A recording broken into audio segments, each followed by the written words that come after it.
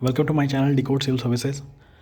मैंने अपने last video में बताया था कि 67 बीपीएससी में श्योर शॉट सिलेक्शन के लिए आपको 120 प्लस टारगेट रखना है, क्योंकि लास्ट 66 बीपीएससी में जो कट ऑफ गया था 108 गया था, जो कि बहुत हाई था। और इससे पहले कभी भी बीपीएससी में 100 से ज़्यादा कट ऑफ नहीं किया था, तो इस तरह से ये अनएक्सपेक्टेड कट ऑफ था। लेकिन देखा जाए तो क्वेश्चन के लेवल भी ईजी थे, इसलिए कट ऑफ हाई जाना चाहिए था। और अगर उससे ज़्यादा इजी लेवल क्वेश्चन आएगा तो कट ऑफ और ज़्यादा जाएगा। इसलिए आपको हमेशा टारगेट ज़्यादा ही रखना है, कट ऑफ के आसपास नहीं रखना है। 120 प्लस रखेंगे तो आपका सिलेक्शन पक्का रहेगा। और उसके लिए आपको ये जो टॉपिक वाइज सब्जेक्ट वाइज आपको दिख रहा है एनालिसिस है कि हिस्ट्री से इतने क्वेश्चन हैं, तो उसमें से इतना टारगेट आपको रखना है, तभी जाके आपका सिलेक्शन कन्फर्म रहेगा। आप प्री देख के ही तुरंत आप निश्चिंत रहेंगे कि मेरा प्री में सिलेक्शन हो रहा है, और आप तुरंत मेंस की तैयारी में लग जाएंगे। ये आप डामाडोल स्थिति में नहीं रहेंगे कि मेरा सिलेक्शन कट ऑफ के आसपास नंबर आ रहा है तो होगा कि नहीं होगा। मैं सोचते रहूँगा कि कट ऑफ पार हो रहा है कि नहीं कट ऑफ पार। इसलिए आपको जो आपका टारगेट होना चाहिए वो ज़्यादा ही होना चाहिए, 120 प्लस रहेगा। और ऐसा इसलिए क्योंकि कंपटीशन बहुत ज़्यादा है, बहुत कम सीट रहती हैं, तो ज़्यादा मार्क्स लाने वालों का ही सिलेक्शन होता है। इसलिए आप हिस्ट्री में से 30 क्वेश्चन अगर आते हैं तो आपको 26 क्वेश्चन सही करना पड़ेगा। और आपको ये लग रहा होगा बहुत इम्पॉसिबल है, ऐसा कैसे हो सकता है, लेकिन ऐसा नहीं है।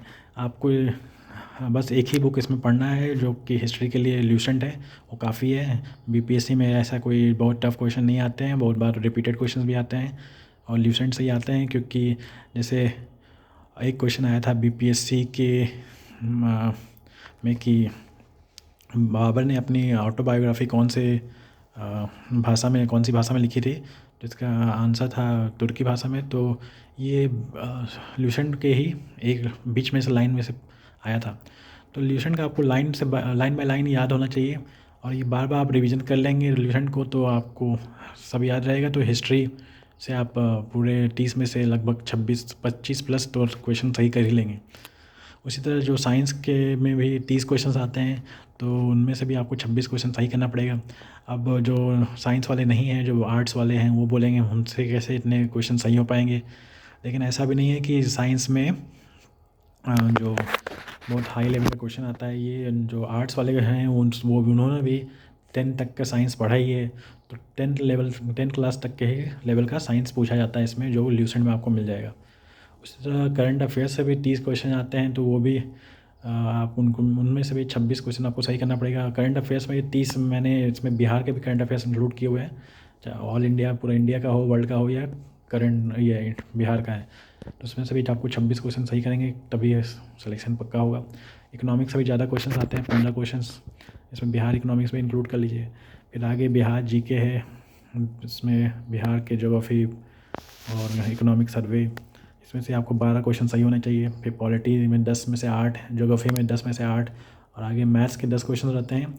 इसमें अगर साइंस वाले स्टूडेंट का बात किया जाए, इंजीनियरिंग स्टूडेंट का, तो वो 8 सही करना चाहिए उनको, क्योंकि ऐसा भी टफ क्वेश्चन नहीं आता है।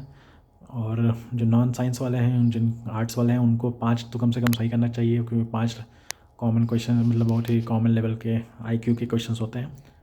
तो इस तरह से देखा जाए कि 150 क्वेश्चन टोटल जो होते हैं, उसमें साइंस वालों को 126 तक आना चाहिए, और जो आर्ट्स वाले हैं उनको 123, या ऐसा कहा जा सकता है कि 120 प्लस टारगेट होना चाहिए दोनों का। तो इसके लिए मैंने बताया कि ज़्यादा ऐसा भी नहीं, बहुत कुछ ज़्यादा नहीं पढ़ना है। बस ल्यूसेंट आप कंप्लीट कर लीजिए, उसके लिए हिस्ट्री साइंस में से हो जाएगा, इकोनॉमिक पॉलिटी से ज्योग्राफी हो जाएगा। और बिहार जीके के लिए आपको समग्र या नैनो का कोई बुक लेके पढ़ सकते हैं।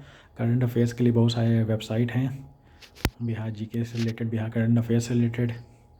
और आपको मैथ्स का सिंपल एक कोई एप्टीट्यूड का सॉल्व करना है। तो इस तरह से 150 क्वेश्चन में से आपको 120 प्लस लाना ही होगा, तभी सिलेक्शन पक्का होगा। क्योंकि बहुत सारे स्टूडेंट्स तो ऐसे भी होते हैं जो 3-4 बार दे रहे हैं, उनको तो लगभग पहले सबका पूरा याद ही है, और स्टैटिक क्वेश्चन उनको 100 प्लस हमेशा लाते ही रहते हैं। बाकी करंट अफेयर्स में वो पढ़ते रहते हैं, इसलिए उनका सिलेक्शन तो पक्का ही रहता है। और वो अधिकतर सीट ले लेते हैं, जिनसे जो नए फ्रेशर्स हैं उनको दिक्कत होती है। तो ऐसा इसलिए आपको बस इसके लिए आपको मेहनत ज़्यादा करना पड़ेगा।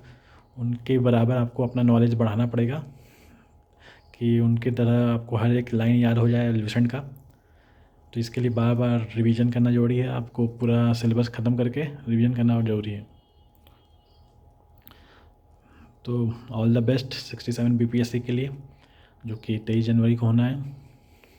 Thank you.